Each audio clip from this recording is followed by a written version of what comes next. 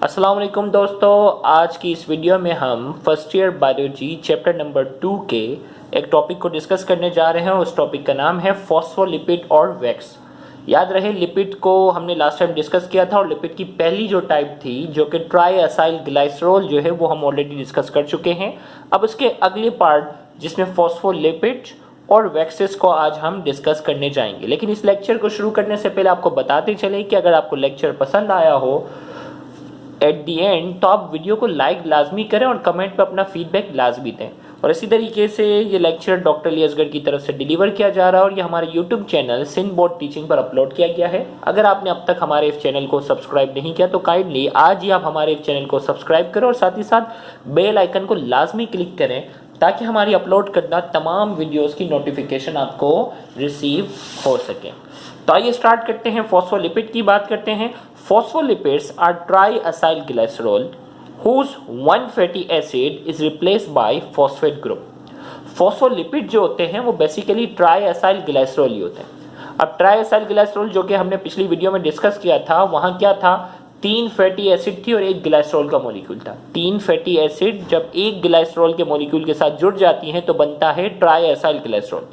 लेकिन यहाँ ये कह रहा है कि अगर ट्राइएसाइलग्लाइसरॉल में अगर 3 फैटी एसिड में से एक फैटी एसिड को हम हटा दें और उस एक फैटी एसिड की जगह हम क्या लेकर आ जाएं, फॉस्फेट ग्रुप लेकर आ जाएं, तो वो कहलाता है फॉस्फोलिपिड। फिर से बता रहा हूं कि ट्राइएसाइलग्लाइसरॉल में 3 फैटी एसिड शामिल थी। अगर ट्राइएसाइलग्लाइसरॉल में से 3 फैटी एसिड में से एक फैटी एसिड को हटा दिया जाए और उस एक फैटी एसिड की जगह अगर फॉस्फेट ग्रुप को लेकर आ जाते हैं तो वो कहलाता है फॉस्फोलिपिड। यानी फॉस्फोलिपिड के अंदर 2 फैटी एसिड जो है वो शामिल होंगी और साथ ही साथ क्या होगा, फॉस्फेट ग्रुप होगा, जिसका स्ट्रक्चर देखें कुछ इस तरीके से हो जाता है। जिसका स्ट्रक्चर जो है आपके सामने अगर मैं रखूं तो ये फॉस्फोलिपिड का स्ट्रक्चर है। अब 2 फैटी एसिड है। फैटी एसिड जो होती है वो लॉन्ग चेन की शक्ल में होती है और फॉस्फेट ग्रुप एक राउंड सा स्ट्रक्चर मॉलिक्यूल होता है। तो ये फॉस्फेट वाला पार्ट है जिसे हेड भी कहते हैं और ये हाइड्रोफिलिक एंड होता है। हाइड्रोफिलिक एंड ये होता है, ये पानी को अपनी तरफ क्या करता है, अट्रैक्ट करता है।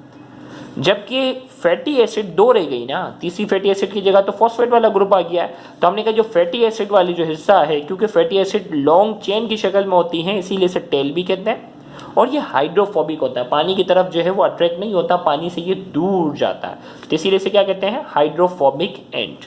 अब देखें भाई, तो फॉस्फोलिपिड की हमारे पास डेफिनेशन बनी कि फॉस्फोलिपिड ट्राइएसाइलग्लाइसरॉल हैं जिनमें एक फैटी एसिड को हम हटा देंगे, क्योंकि ट्राइएसाइलग्लाइसरॉल में 3 फैटी एसिड थी, एक फैटी एसिड को हटा दिया और उसकी जगह फॉस्फेट ग्रुप लेकर आ गए। अब इसके स्ट्रक्चर की अगर हम बात करते हैं, there are 2 ends of phospholipid.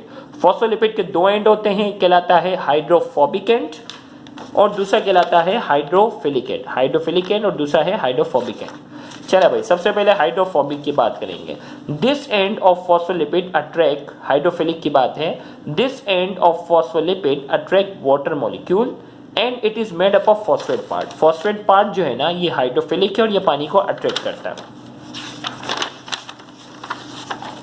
It is also known as head of phospholipid molecule. इसे हेड इसलिए कहते हैं क्योंकि ये राउंड सा होता है।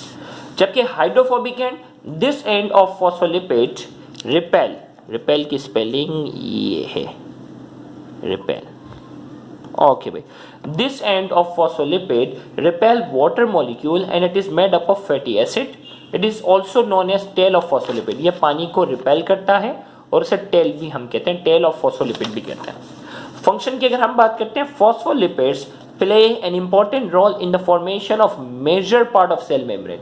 आगे सेल मेम्ब्रेन का जो हम चैप्टर 4 में डिस्कस करेंगे तो उसमें आपको ये पता चलेगा कि सेल मेम्ब्रेन का जो ज्यादातर हिस्सा है, सेल मेम्ब्रेन का जो ज्यादातर हिस्सा है वो फॉस्फोलिपिड से बना हुआ होता है। फॉस्फोलिपिड के बाद हमारे पास आ जाते हैं वैक्सेस। वैक्स हमारे पास क्या है, the ester of fatty acid with long chain of alcohol are known as waxes.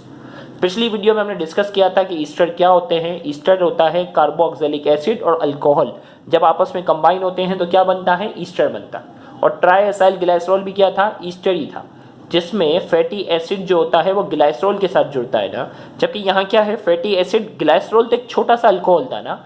अगर फैटी एसिड ग्लाइसरॉल के बजाय अगर लॉन्ग चेन ऑफ अल्कोहल के साथ, अल्कोहल के बहुत बड़े बड़े मॉलिक्यूल के साथ अगर जुड़कर ईस्टर बनाती है तो वो क्या कहलाते हैं, वैक्सेस। अब वैक्स की एग्जांपल हमारे पास क्या है, बी वैक्स, जो कि शहद की मक्खियों से बनने वाला वैक्स है ये। और ये जो वैक्स है इसकी कुछ प्रॉपर्टीज भी पेपर में आ जाती हैं, तो वो भी हम शामिल कर लेते हैं। The properties of waxes are given below.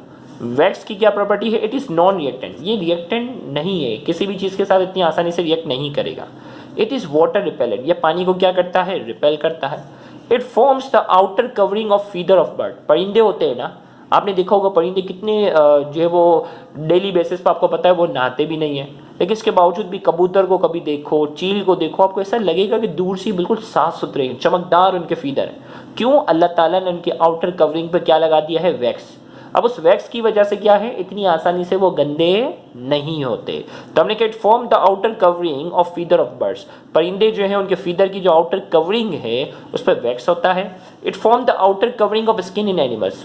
कुछ एनिमल्स जो होते हैं उनकी आउटर कवरिंग जो होती है, स्किन होती है, उस पर भी वैक्स होता है, जिसकी वजह से वो इतनी आसानी से गंदे नहीं होते। It form the outer covering of stem in plant. और ये क्या करता है? स्टेम जो है ना, पौधों की जो स्टेम होती है उसकी भी outer like wax like covering होती है, जिसे हम क्यूटिकल कहते हैं। ये बाकायदा बनाने का काम वैक्स का होता है। फिर इस वीडियो का जो अगला हिस्सा होगा उसमें हम टर्पिनॉइड्स को बाकायदा डिटेल में डिस्कस करेंगे। अगर आपको हमारा ये लेक्चर पसंद आया है तो इस लेक्चर को ज़्यादा से ज़्यादा शेयर करके अपना हक ज़रूर अदा करें। याद रहे, बहुत से ऐसे स्टूडेंट हैं जो गवर्नमेंट कॉलेजेस के बाद एक्सपेंसिव कोचिंग सेंटर्स को अफोर्ड करने की सलाहियत नहीं रखते, तो आपका इन वीडियोज़ को ज़्यादा से ज़्यादा शेयर करना, उन तक पहुँचाना आपके लिए सदका जारिया बन सकता है। Thank you very much. अल्लाह हाफिज़।